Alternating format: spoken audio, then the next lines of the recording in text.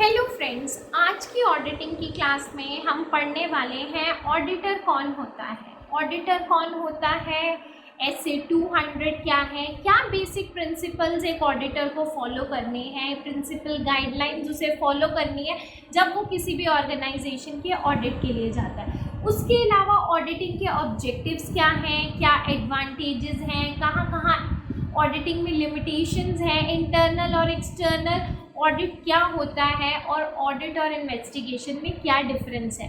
तो आज हम बहुत सारे टॉपिक कवर करने वाले हैं हमारी आज की इस क्लास में। So here we starts with auditing.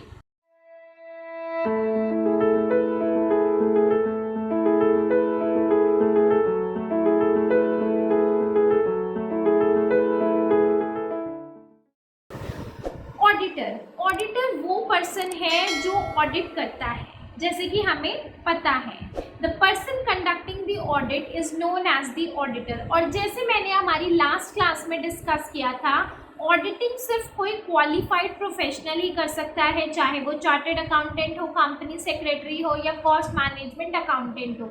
It depends कि ऑडिट किस तरह का है। कॉस्ट ऑडिट के लिए कॉस्ट मैनेजमेंट अकाउंटेंट चाहिए, सेक्रेटेरियल ऑडिट के लिए कंपनी सेक्रेटरी चाहिए, स्टैट्यूटरी और टैक्स ऑडिट के लिए चार्टर्ड अकाउंटेंट चाहिए। सो इस तरह से तो इट मीन्स जो भी क्वालिफाइड प्रोफेशनल है जिसके पास सर्टिफिकेट ऑफ प्रैक्टिस है, that person only valid or allowed to conduct audit, right? So the person should be professionally qualified and possess COP, यानी कि अगर आप प्रैक्टिस में हो तभी आप ऑडिट कर सकते हो, which is valid and are allowed to conduct the audit of the accounts of the company. एक सक्सेसफुल ऑडिटर के पास क्या क्या क्वालिटीज़ होनी चाहिए?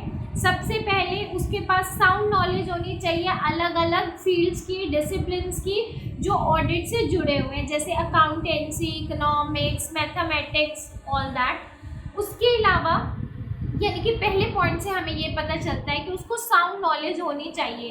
दैट मीन्स कोई स्पेशलिटी होनी चाहिए। अगर वो किसी particular he is expertise in tax तो he is good at tax audit, right.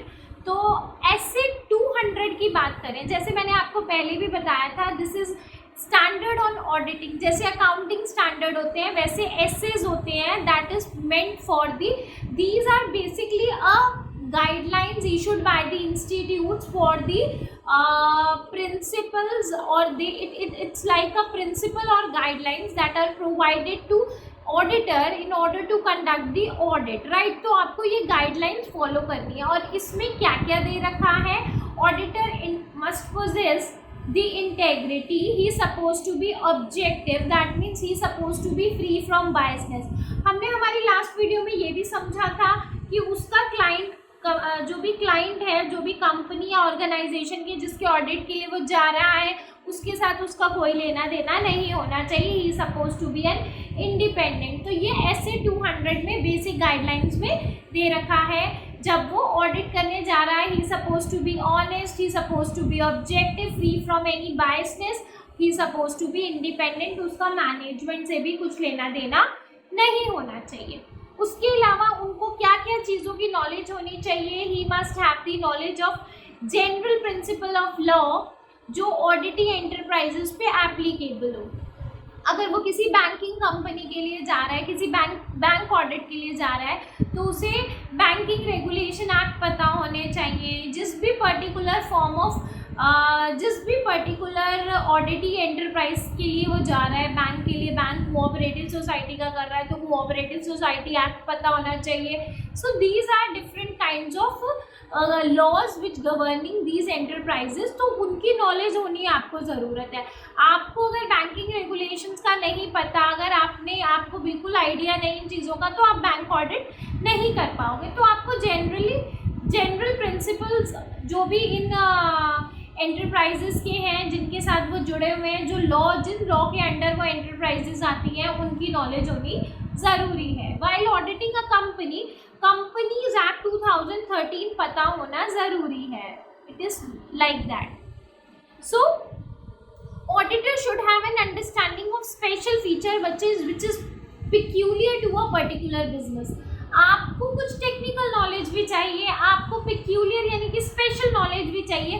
अगर आपका क्लाइंट किसी स्पेशल बिजनेस में डील करता है, अगर वो कंस्ट्रक्शन कंपनी है तो आपको कंस्ट्रक्शन से रिलेटेड उसकी पिक्यूलियर नॉलेज होनी ज़रूरी है। अगर मैन्युफैक्चरिंग कंसर्न है तो मैन्युफैक्चरिंग से रिलेटेड आपको पिक्यूलियर नॉलेज होनी चाहिए। तो auditor should have an understanding of special features which are peculiar to a particular business. आपको टेक्निकल नॉलेज भी होना चाहिए। टेक्निकल नॉलेज आपको सिस्टम में ऑपरेट करना, आपको लेटेस्ट अपडेटेड आईटी नॉलेज होनी चाहिए। So technical knowledge is again आपको अलग अलग सॉफ्टवेयर्स पे काम करना आना चाहिए, टैली, सैप, जो भी आपका क्लाइंट यूज़ करता है, right. So basically these are the points that supposed to be possessed by, or these are the qualities, or these are the things that supposed to be possessed by the auditor, whether he is a CMA, CA or CS, right? So next we are coming to the point, what is the difference between audit and investigation? हमने हमारी first class में समझा था कि जब हम audit की बात कर रहे हैं तो ऑडिट में हम क्या समझ रहे हैं कि basically it's an investigation, examination, checking, हम यही वर्ड यूज़ कर रहे थे। वाइल एग्जामिन करना, चेक करना, इन्वेस्टिगेट करना, किनको? बुक्स ऑफ अकाउंट्स को। तो audit is an independent and systematic examination of evidence, और इन्वेस्टिगेशन अपने आप में अलग चीज़ है। Let that what we are going to discuss right now.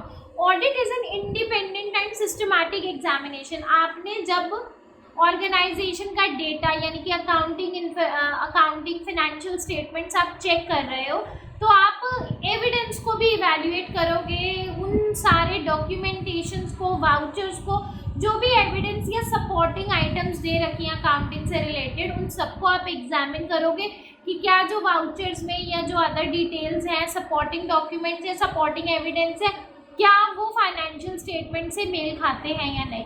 But while we are talking about investigation and examination of accounts and records with a view to ascertain any fact for some special purpose. हमेशा investigation किसी special purpose से होती है। तो मैं ये बोल सकती हूँ कि ऑडिट तो होता ही होता है एनुअली, पर इन्वेस्टिगेशन इतनी नेसेसरी नहीं होती।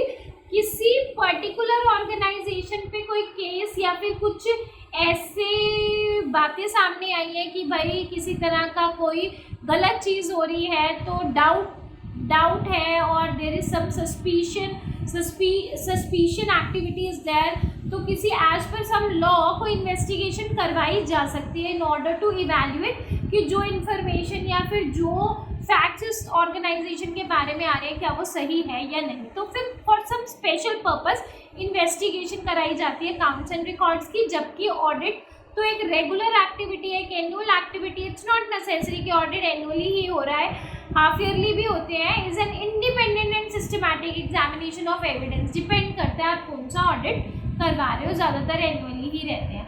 ऑडिट वाइड स्कोप है। स्टैट्यूटरी ऑडिट में scope is determined by the relevant law. किस लॉ से जुड़ा हुआ ऑडिट आप करवा रहे हो तो उसके बेसिस पे डिफाइन किया जाता है ऑडिट कितना वाइड है। वो ऑडिट एक्चुअली में स्कोप वाइज बहुत वाइड है। जबकि इन्वेस्टिगेशन की बात करूँ तो वो सिर्फ पीरियड वाइज होता है। एक पर्टिकुलर एरिया बता दिया जाता है, इतने एरिया में ही काम करना है या इतने टेन्योर के ही डॉक्यूमेंट्स चेक करने हैं। So in audit, the accounts and records are verified as to know their truth and fairness. हमने पढ़ा था in order to know the state of affairs of the organization, whether it's true and fair to the knowledge or as per the financial statement. जबकि investigation किसी special purpose के लिए की जाती है। Audit is conducted as per generally accepted auditing practices, जबकि investigation एक extended auditing procedure है। यानी कि ऑडिट तो है ही अपने आप में बहुत बड़ा वाइडनेस है ऑडिट की, तो इन्वेस्टिगेशन जो है वो ऑडिट का ही एक एक्सटेंशन मान सकते हैं। ऑडिट रूटीन एक्सरसाइज है, conducted annually. Investigation over a period longer than 1 year के लिए भी हो सकता है, 2-4 साल बाद जाकर भी आप एक इन्वेस्टिगेशन करवा सकते हैं, टेन्योर बड़ा भी हो सकता है। तो आई होप आपको इन्वेस्टिगेशन और ऑडिटिंग का डिफरेंस समझ आ गया हो। Next is your objectives of auditing. जब हम ऑब्जेक्टिव ऑफ ऑडिटिंग की बात करते हैं तो SC 200 में ओवरऑल ऑब्जेक्टिव बताया हुआ है ऑफ द इंडिपेंडेंट ऑडिटर। और ऑडिट एसेस के अकॉर्डिंग करना है, दैट वी नो। तो ओवरऑल ऑब्जेक्टिव ऑफ ऑडिटर सबसे पहले उसे अश्योरेंस लानी है कि जो फाइनेंशियल स्टेटमेंट मैनेजमेंट प्रेजेंट कर रही है they are free from material misstatement, उसमें कोई मटेरियल यानी कि कुछ क्रिटिकल और इम्पॉर्टेंट और कोई बड़ी मिस स्टेटमेंट नहीं है, जैसे कि वेदर ड्यू टू किसी फ्रॉड या एरर की वजह से। इट्स नॉट ऑलवेज नेसेसरी कि फाइनेंशियल स्टेटमेंट में गलती है तो वो किसी फ्रॉड की वजह से ही होगा, किसी ने इंटेंशनल किया, there may be a possibility of error also, जिससे ऑडिटर अनेबलिंग द ऑडिटर कि ऑडिटर अपना ओपिनियन एक्सप्रेस करेंगे कि क्या फाइनेंशियल स्टेटमेंट एज पर फिनेंशियल रिपोर्टिंग फ्रेमवर्क बनाई गई है या नहीं। तो बेसिक ऑब्जेक्टिव ऑडिटिंग का यही होता है, to report on the financial statements and communicate as required by in according. और ऑडिटर को क्या क्या फाइंडिंग्स मिली जा रही है वो उसे कम्युनिकेट करना है as per standard on auditing, right. तो अगर हम बात ऑब्जेक्टिव्स ऑफ ऑडिटिंग की कर रहे हैं तो बेसिकली दो ऑब्जेक्टिव होते हैं, एक होता है प्राइमरी ऑब्जेक्टिव और दूसरा आपका होता है सेकेंडरी ऑब्जेक्टिव। जब हम प्राइमरी ऑब्जेक्टिव की बात करते हैं तो यहाँ पे आपको ये चेक करना है कि क्या financial statement true and fair view बता रहा है of the financial position and financial performance of business during the period.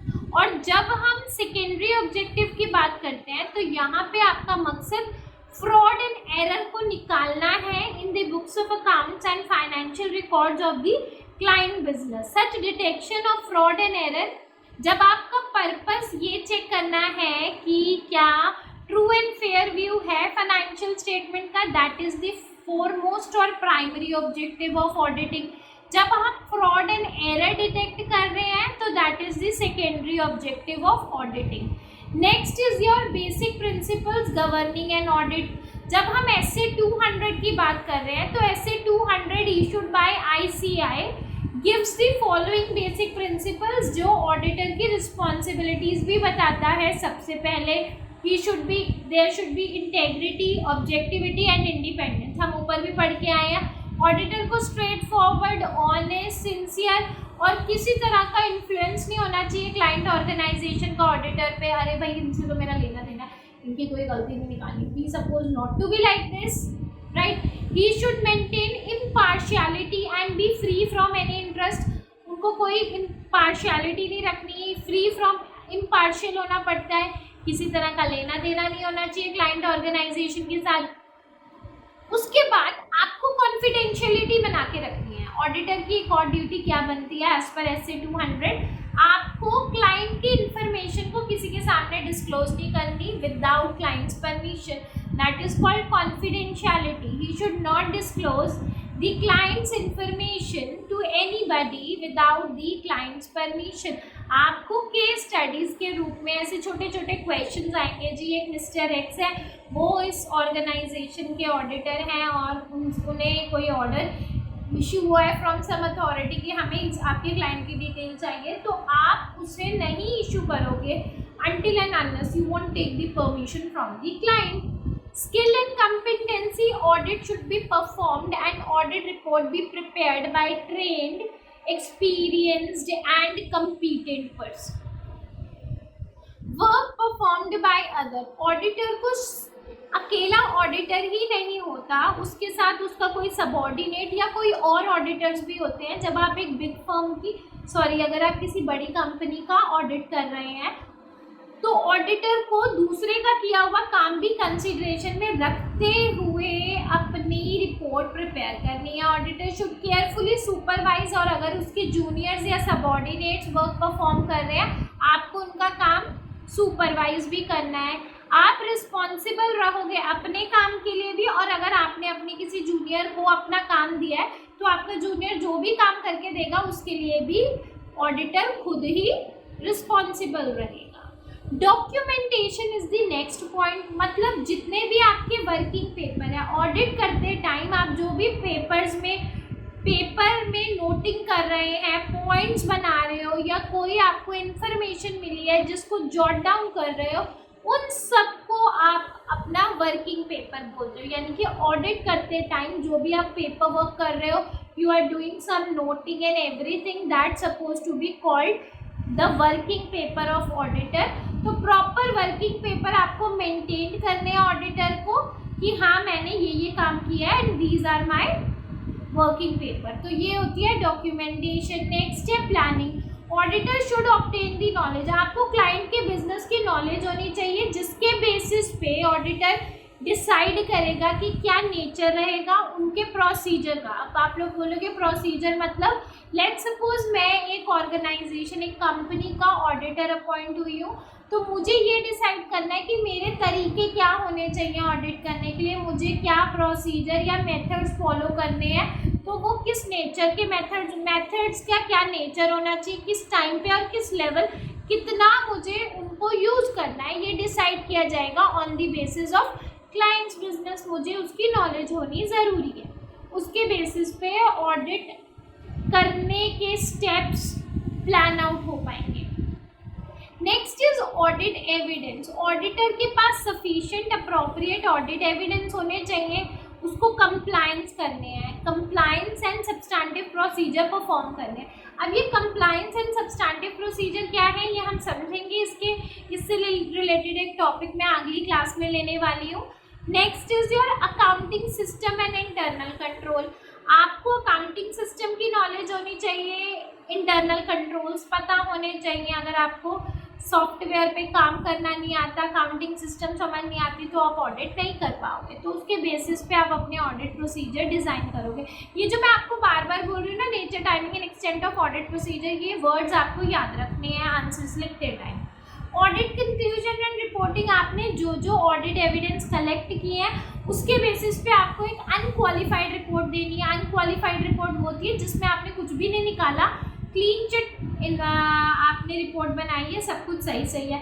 Qualified report जिन पे क्वेश्चनिंग आप करना चाहते हो, जिन पे आपको क्लैरिटी नहीं मिली मैनेजमेंट से, उधर क्वालिफिकेशन, सब्जेक्ट टू क्वालिफिकेशन डाल के आप अपनी रिपोर्ट. एडवर्स रिपोर्ट, बहुत सारे नेगेटिव पॉइंट्स निकल के आए. डिस्क्लेमर रिपोर्ट, अगर आप काम कर रहे थे, मैनेजमेंट ने आपको कोऑपरेट नहीं किया, आपको जो जो चीज़ें आपने मैनेजमेंट से मांगी उन्होंने वो आपको नहीं दिए, तो आप डिस्क्लेमर रिपोर्ट देते हैं. ये भी हम आगे पढ़ेंगे अभी. एडवांटेजेस क्या होते हैं ऑडिट के. ऑडिट बेसिकली एक टूल है अलग अलग स्टेक होल्डर्स को अपना इंटरेस्ट प्रोटेक्ट करने के लिए.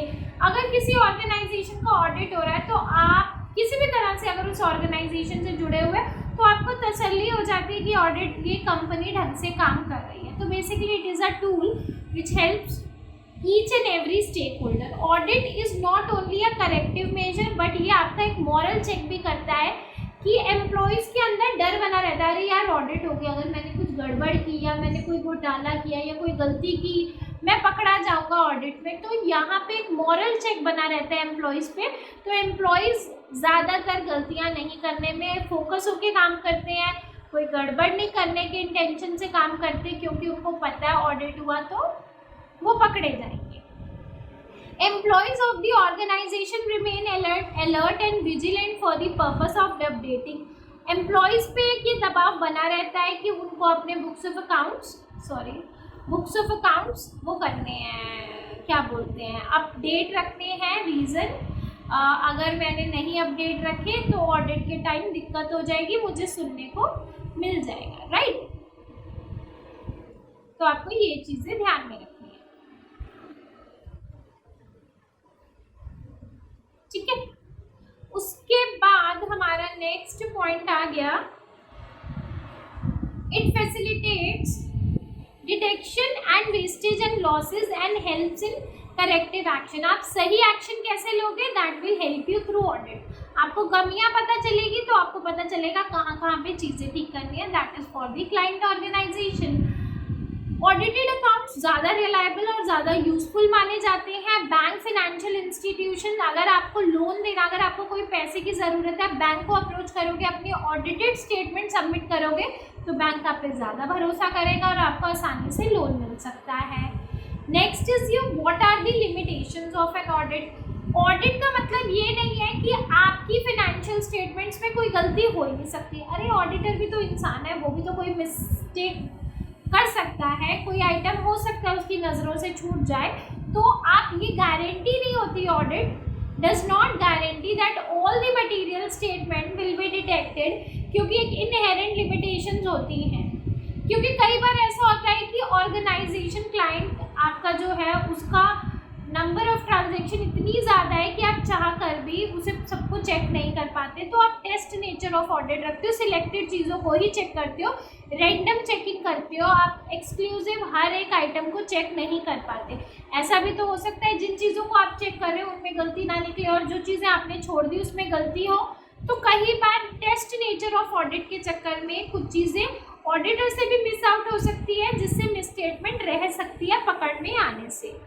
Audit evidence available to the auditor is persuasive rather than conclusive. उसको ऑडिट एविडेंस से जितना समझ आता है वो उसके अकॉर्डिंगली आपको अपनी ओपिनियन देता है, लेकिन इसका मतलब ये नहीं है कि उसने जो बोल दिया दैट इज़ वेरी ट्रू, उसमें कोई गलती नहीं निकल सकती, वो कंक्लूसिव नेचर का नहीं होता। Certain level of management may be in a position to override controls, और कई बार मैनेजमेंट अपना पावर यूज़ करके कई बार कुछ कंट्रोल्स में चेंजेस कर जाती है, जो कि एक अलग सा प्रॉब्लम है। जैसे कि अगर कहीं लग रहा है हमने कोई गड़बड़ की या मैनेजमेंट ने इंटेंशनली कोई चीज़ की है, ऑडिट में चीज़ें सामने आ गई तो चीज़ें डिस्टर्ब हो सकती हैं, तो कई बार ये वाला भी एक लिमिटेशन आ जाता है सामने। Professional scepticism, it means an approach that ensure, ये वाली अप्रोच ऑडिटर को रखनी होती है। It means an approach that ensure that if something is wrong, it is detected. This behavior of auditor helps in identifying and evaluating matters that increase the risk of material misstatement resulting from fraud and errors, circumstances that make the auditor to suspect material. आप जब as an auditor एक organisation में काम करने जा रहे हो, audit करने जा रहे हो, तो there is a professional scepticism. आपको ना एक डाउट रखना पड़ता है मन में, जी कोई गलती होगी, तभी आप फिगर आउट कर सकते हो। This should be the nature, और सर्कमस्टांसेस आपको हेल्प करती है। इस तरह का आपको एक शक की मिजाज रखना पड़ता है कि मटेरियल मिसस्टेटमेंट होगी। जब हम कंपैरिजन करते हैं एक्सटर्नल और इंटरनल ऑडिट के बीच में, तो एक्सटर्नल ऑडिटर वही होता है जिसको बाहर से बुलाया जाता है, जिसे कंपनी के शेयर होल्डर्स अपॉइंट करते हैं, और एज पर लॉ उन्हें स्टैट्यूटरी ऑडिटर कहा जाता है। इंटरनल ऑडिटर मैनेजमेंट अपॉइंट करती है जस्ट टू चेक कि क्या हमारी फिनेंशियल स्टेटमेंट्स ठीक है। हम इस पे अभी पढ़ेंगे जब हम काइंड्स ऑफ ऑडिट डिस्कस करेंगे। एक्सटर्नल ऑडिटर का स्कोप जिस लॉ के तहत वो अपॉइंट होके आया है उसी के बेसिस पे देखा जाता है। Internal auditor have work within the scope defined by the management. External auditor को adequate and reliable evidence collect करने पड़ते हैं अपनी ओपिनियन को बताने के लिए कि हाँ मेरे हिसाब से ये ट्रू एंड फेयर है, जबकि इंटरनल ऑडिटर कंप्लायंसेस चेक करता है कि क्या policies, rules, procedures organisation follow कर रही है या नहीं। एक्सटर्नल ऑडिटर, स्टैट्यूटरी ऑडिटर, वो बाहर का बंदा है, उसे कुछ और चीज़ें ट्रू एंड फेयर व्यू देखना होता है, स्टेटमेंट की फेयरनेस चेक करनी है, जो मैनेजमेंट उन्हें रिप्रेजेंटेशन बता रही है बातें क्या वो सही हैं या नहीं, उनको क्रॉस चेक करना होता है। External auditors are directly responsible to the owner, जबकि इंटरनल ऑडिटर के ऊपर ऐसा कोई भी प्रेशर नहीं होता। They do not have any freedom to report to the outsider. जब मैं एडवांटेजेस, अब हम एडवांटेजेस पढ़ेंगे ऑडिटिंग की for sole proprietor. Sole proprietor कौन है? sole owner. It evaluate the internal control system. It increases the reliability and authenticity of financial statement. यानी कि इंटरनल कंट्रोल स्टेटमेंट इवैल्यूएट किए जा सकते हैं, रिलायबिलिटी और ऑथेंटिसिटी चेक हो जाती है अगर आप सोल प्रोप्राइटर और आपने ऑडिटिंग करवाई है। टाइमली आपके फिनेंशियल स्टेटमेंट फाइनलाइज हो जाते हैं, टैक्स असेसमेंट हो जाती है, एम्प्लॉयज़ पे मॉरल चेक बना रहता है, आपको इजीली फंड मिल जाता है क्योंकि आपकी फिनेंशियल स्टेटमेंट ऑडिटेड है। और trade disputes, labour dispute, insurance claim, इन सब में भी सेटलमेंट होने में टाइम नहीं लगता। अगला पॉइंट है, अगर आप एक पार्टनरशिप फर्म है तो आपको ऑडिट किस तरह से हेल्प करता है। अकाउंट सेटलमेंट में पार्टनर्स अगर आपस में बात करें, हमें पता है पार्टनरशिप फर्म कैसे काम करती है, तो आपस में जो अकाउंट सेटलमेंट है वो हो जाती है। पार्टनरशिप फर्म्स को हेल्प मिलती है गुडविल सेटल करने के टाइम, जब एडमिशन होता है, रिटायरमेंट हो या डेथ होता है, क्यों आपके books of accounts properly audited है। आपको फर्म्स को लोन आसानी से मिल जाता है, क्योंकि ऑडिटेड अकाउंट्स को ज़्यादा रिलाई किया जाता है by the financial institutions and banks. तो यहाँ हमने बहुत सारी चीज़ें कवर कर ली, आपको मैंने नोट्स के थ्रू समझा भी दिया, कुछ पॉइंट्स भी नोट डाउन करवा दिए। आई होप यहाँ तक आपको सारी चीज़ें समझ आ गई हो, और अगर आपको कोई डाउट है आप मुझे कमेंट सेक्शन में पूछ भी सकते हैं। एंड आई होप आपको आज की क्लास के कवर किए हुए टॉपिक सब समझ आए, और अगर आपको मेरी पढ़ाई हुई चीज़ें समझ आ रही हैं तो please like, share and comment, and please मेरे चैनल को सब्सक्राइब करना ना भूलें। Thank you so much.